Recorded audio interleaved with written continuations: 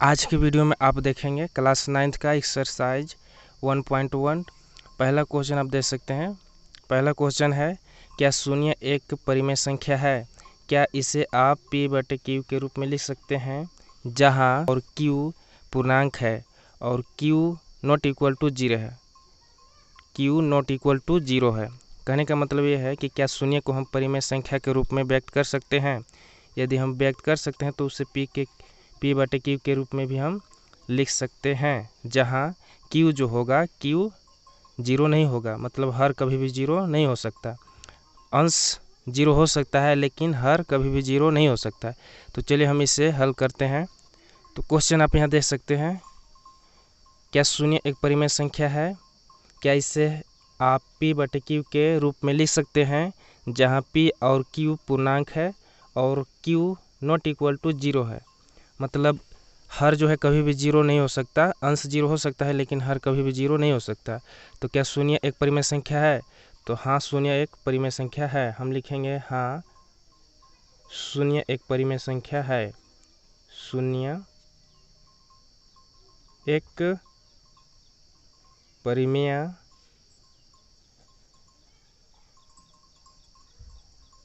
संख्या है। इसे हम p/q के रूप में लिख सकते हैं। इसे हम p/q के रूप में व्यक्त कर सकते हैं या लिख सकते हैं। व्यक्त कर सकते हैं। जैसे आप यहाँ पर देख सकते हैं, बोला है कि हर जो है कभी भी 0 नहीं हो सकता है। अंश 0 हो सकता है लेकिन हर कभी भी 0 नहीं हो सकता है। तो हम हर 0 नहीं लिखेंगे, 0 की जगह कोई दूसरा नंबर लिखेंगे। तो चलिए, अंश हमारा 0 है, हर 1 कर देते हैं। इस प्रकार हम लिख सकते हैं 0/1, 0/5 या 0/7 या 0/9। तो आप देख सकते हैं p 0 है लेकिन q हमारा, देखिए q हमारा 0 नहीं है। तो कहने का मतलब यह है कि अंश 0 हो सकता है लेकिन हर कभी भी 0 नहीं हो सकता है। तो हम इसे शून्य को हम p/q के रूप में लिख सकते हैं।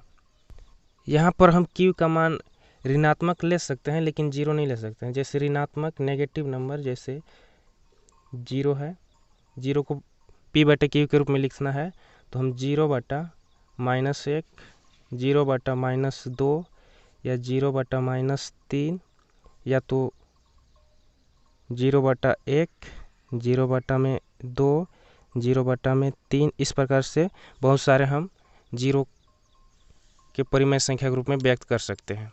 तो आई होप कि यह प्रश्न आपको अच्छे समझ में आया होगा। चलिए हम नेक्स्ट क्वेश्चन देखते हैं। सेकेंड क्वेश्चन आप यहाँ देख सकते हैं। सेकेंड क्वेश्चन है, 3 और 4 के बीच 6 परिमेय संख्या ज्ञात कीजिए।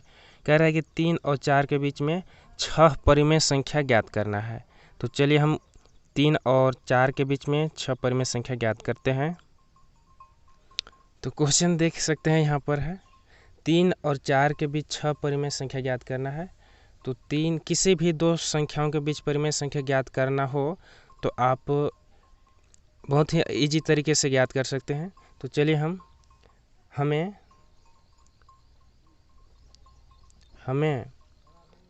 3 और 4 के बीच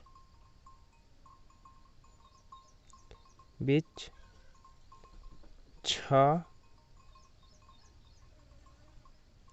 परिमेय संख्या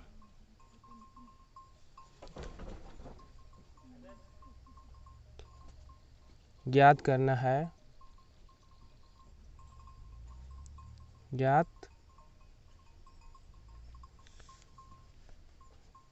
करना है, इसलिए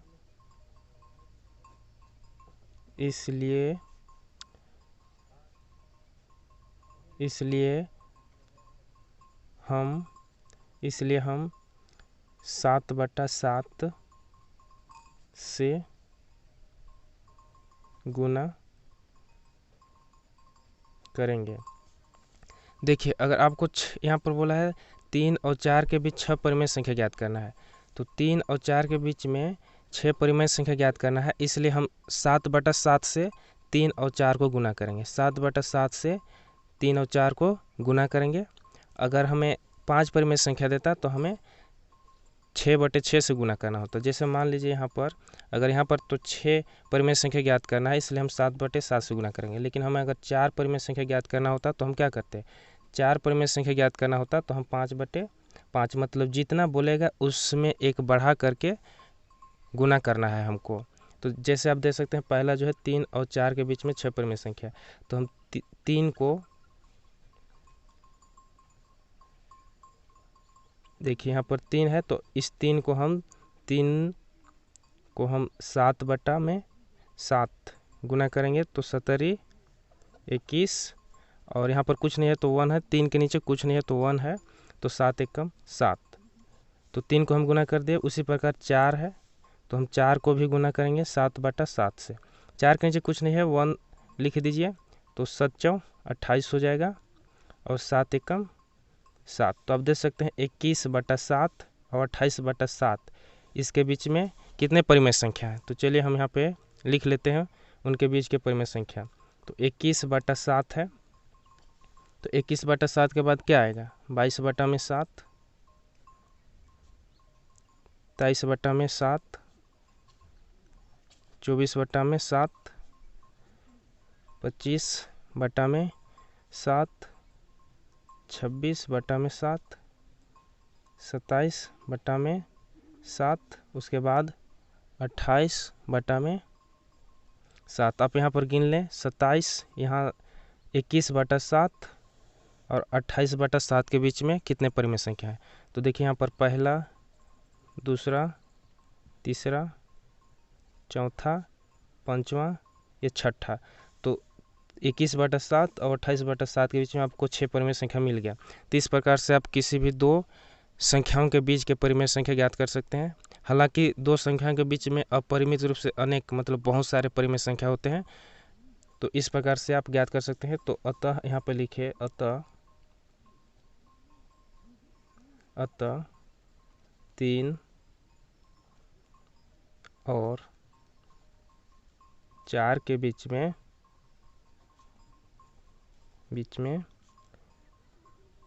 22/7, 23/7, 24/7, 25/7, 26/7 तथा 27/7 परिमेय संख्या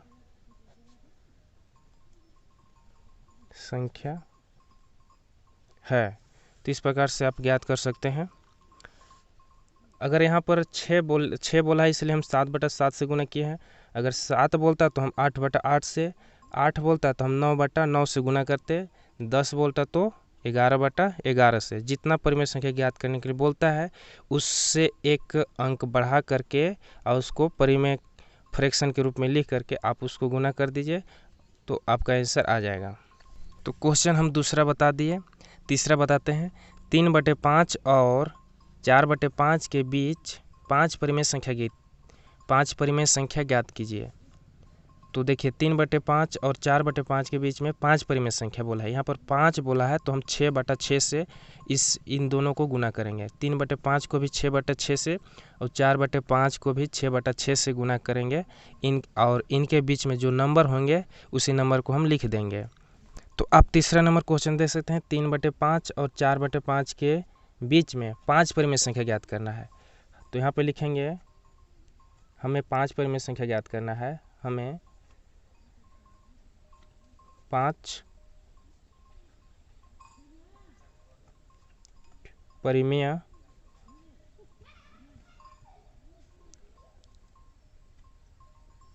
संख्या ज्ञात करना है इसलिए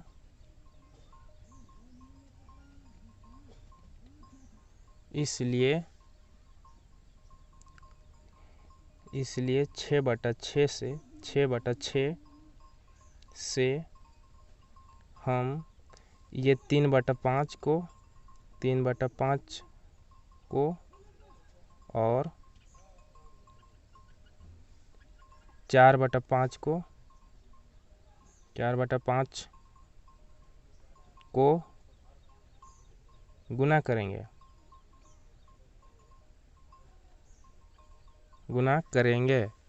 तो देखिए यहाँ पर 5 परिमेय संख्या बोला है, तो हम 5 बोला है तो 6/6 से गुना करेंगे। क्यों करेंगे? क्योंकि हमको 5 परिमेय संख्या याद करना है।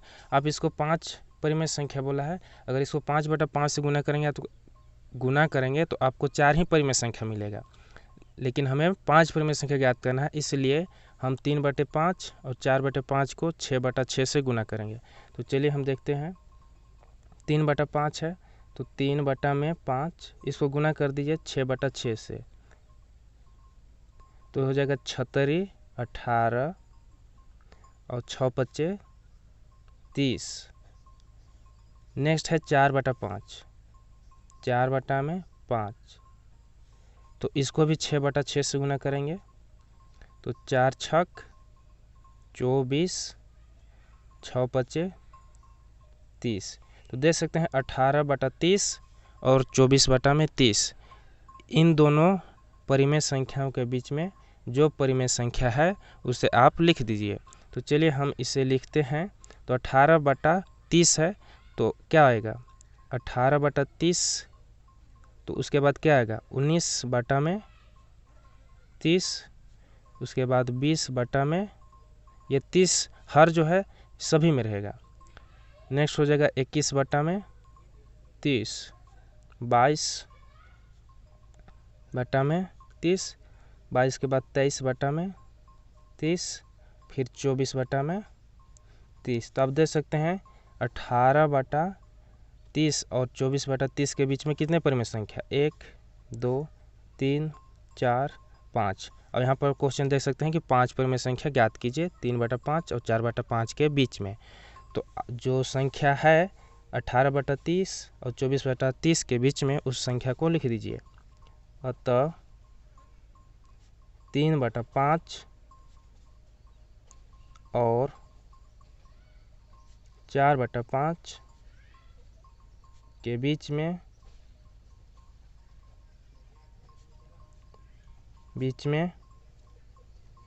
निम्न परिमेय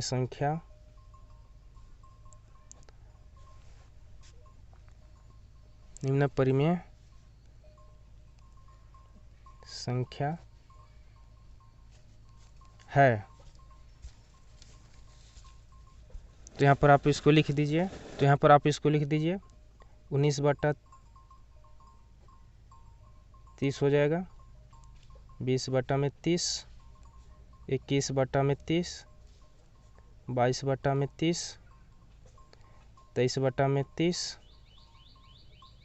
तो गिनिए 1, 2, 3, 4, 5। क्वेश्चन आप यहाँ देख सकते हैं क्या बोला है 3/5। क्वेश्चन आप यहाँ देख सकते हैं 3/5 और 4/5 के बीच में 5 परिमेय संख्या। तो आप यहाँ देख सकते हैं 5 परिमेय संख्या हम ज्ञात कर लिए। तो इस प्रकार से आप किसी भी 2 नंबरों के बीच का परिमेय संख्या आराम से आप निकाल सकते हैं। अगर आपको समझने में कोई समस्या प्रॉब्लम हो तो आप कमेंट करके पूछ सकते हैं, हम उसका रिप्लाई ज़रूर देंगे। तो इस प्रकार से आप निकाल सकते हैं। तो क्वेश्चन आप 4 देख सकते हैं। क्वेश्चन 4 जो है, नीचे दिए गए कथन सत्य है या असत्य, कारण सहित उत्तर दीजिए। तो पहला क्वेश्चन है, प्रत्येक प्राकृत संख्या एक पूर्ण संख्या होती है। तो बताइए कि सत्य है या असत्य। तो प्राकृत संख्या किसको कहते हैं? जिसको हम 1 से स्टार्ट करते हैं, 1, 2, 3। अगर आप पिछला वीडियो नहीं देखे हैं तो उसको आप जाकर देख लें, उसमें हम प्राकृत संख्या, पूर्ण संख्या और सभी संख्याओं को हम विस्तारित से बताए हैं, तो आपको अच्छे से समझ में आएगा। तो प्राकृत संख्या 1, 2, 3, 4, 5 इस प्रकार से बहुत सारे नंबर, पॉजिटिव जितने भी नंबर होते हैं वो सभी प्राकृत संख्या होते हैं जो 1 से स्टार्ट हो। तो और पूर्ण संख्या 0 से स्टार्ट होता है, वो 0, 1, 2। प्राकृत संख्या और पूर्ण संख्या में बस सिर्फ यही अंतर है कि पूर्ण संख्या में 0 होता है और प्राकृत संख्या में 0 नहीं होता है। तो कह रहा है कि प्रत्येक प्राकृत संख्या एक पूर्ण संख्या होती है। तो प्रत्येक प्राकृत संख्या, तो प्राकृत संख्या पूर्ण संख्या में मिलता है आपको। अब ये देखिए, ये आपका है पूर्ण संख्या, ये आपका पूर्ण है और ये आपका प्राकृत है। तो देख सकते हैं कि प्राकृत संख्या जितना है उतना यहाँ पूर्ण संख्या में भी शामिल है। तो हाँ, प्रत्येक प्राकृत संख्या एक पूर्ण संख्या होती है, यह सत्य है। तो आप यहाँ लिख दीजिए, इसका आंसर जो होगा सत्य है। ये सही है कि हाँ, प्रत्येक प्राकृत संख्या एक पूर्ण संख्या होता है, क्योंकि पूर्ण संख्या में प्राकृत संख्या शामिल है। तो यह सत्य होगा। तो नेक्स्ट क्वेश्चन है हमारा, नेक्स्ट क्वेश्चन दूसरा, चौथा का दूसरा। ये देख सकते हैं, चौथा का पहला हम यहाँ बताए हैं, चौथा का ही दूसरा यहाँ पर। तो देख सकते हैं, प्रत्येक पूर्णांक एक पूर्ण संख्या होती है। प्रत्येक पूर्णांक, पूर्णांक में जैसे कि पूर्णांक किसको कहते हैं, पूर्णांक आपको बता दे रहे हैं। पूर्णांक जो होता है, पूर्णांक में जीरो भी शामिल होता है, माइनस नंबर भी शामिल होता है और ये प्लस नंबर भी शामिल होता है। माइनस प्लस दोनों नंबर शामिल होता है। मतलब धनात्मक संख्या भी पूर्णांक में होता है और ऋणात्मक संख्या भी पूर्णांक में होता है। लेकिन पूर्ण संख्या में सिर्फ क्या होता है, पूर्ण संख्या क्या होता है, यहाँ देख सकते हैं पूर्ण संख्या 0, 1, 2, 3। पूर्ण संख्या में सिर्फ प्लस नंबर होते हैं। पूर्ण संख्या में सिर्फ प्लस नंबर 0 से स्टार्ट होकर वह प्लस नंबर की ओर जाता है। और ऋणात्मक में वो प्लस माइनस पूर्ण संख्या और प्राकृत संख्या दोनों शामिल हो जाते हैं, इसलिए यह असत्य होगा। प्रत्येक पूर्णांक एक पूर्ण संख्या नहीं होती है। जैसे मान लीजिए एग्जाम्पल में, जैसे -2 जो है पूर्णांक है, -2 जो है ये -2 पूर्णांक है, -3 पूर्णांक है, -4 पूर्णांक है, लेकिन पूर्ण संख्या नहीं है, क्योंकि पूर्ण संख्या में प्लस नंबर आते हैं, न कि माइनस नंबर आते हैं। पूर्ण संख्या में देख सकते हैं +1 2 3 4 होता है और पूर्णांक में -1 2 3, इसमें माइनस प्लस दोनों होते हैं। इसलिए प्रत्येक पूर्णांक एक पूर्ण संख्या नहीं होती है, यह असत्य। इसको लिखेंगे असत्य, इसे लिखेंगे असत्य। चलिए हम नेक्स्ट देखते हैं। तो नेक्स्ट क्वेश्चन आप देख सकते हैं, चौथा का तीसरा क्वेश्चन जो है, प्रत्येक परिमेय संख्या एक पूर्ण संख्या होती है। कह रहा है कि प्रत्येक परिमेय संख्या, तो परिमेय संख्या जो होता है बाटा में होता है, फ्रैक्शन भिन्न में होता है, लेकिन पूर्ण संख्या क्या भिन्न में होता है, भिन्न में नहीं होता है पूर्ण संख्या, इसलिए यह असत्य है। जैसे मान लीजिए, जैसे मैं उदाहरण के तौर पर एग्जाम्पल 1/2 ये परिमेय संख्या है, 1/2 जो है परिमेय संख्या है, 1/2 जो है परिमेय संख्या है, लेकिन क्या यह पूर्ण संख्या है? नहीं। पूर्ण संख्या में सिर्फ क्या होता है, पूर्ण संख्या में सिर्फ 0 1 2, मतलब पूर्ण संख्या में बाटा होता ही नहीं है, पूर्ण संख्या में फ्रैक्शन नंबर होता ही नहीं है, जबकि परिमेय संख्या में फ्रैक्शन में होता है और इसमें ऋणात्मक माइनस प्लस धनात्मक सभी शामिल होते हैं। इसलिए प्रत्येक परिमेय संख्या एक पूर्ण संख्या नहीं हो सकती, मतलब यह असत्य होगा। इसका आंसर जो होगा असत्य।